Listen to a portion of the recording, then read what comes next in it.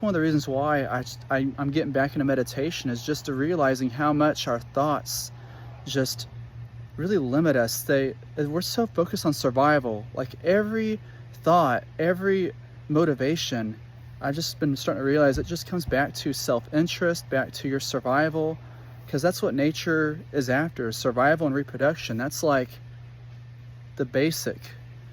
But there's levels beyond that, levels of growth beyond just focusing on your survival of like, and survival doesn't just include like physical survival, it includes like your social survival, like preserving your self-image as a person, going after and making your mark on the world, quote unquote.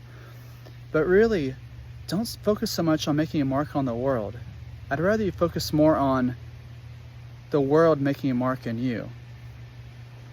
Can you see that shift?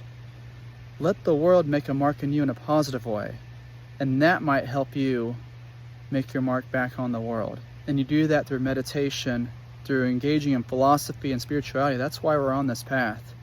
So I hope this is helpful. I just want you to think about you being the last human being on earth. What would you do with your time?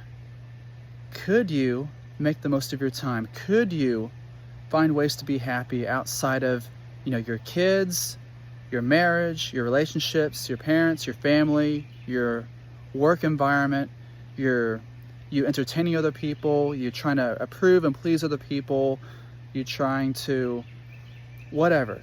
Can you find happiness and the highest levels of self-worth without all that social drama? And the answer is you can.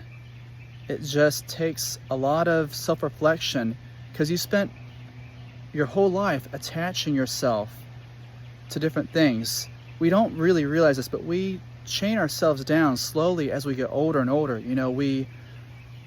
We're free as like an adolescent, I feel like, at least I'm speaking from my experience. But then as we get older and older, we start chaining ourselves down to like, I'm gonna live in this location, I'm gonna have a house, then I'm gonna have a kid, then I'm gonna get married, and then I'm gonna do yada, yada, yada. It's like we're chaining ourselves down, and we lose a lot of our self-freedom and our self-identity.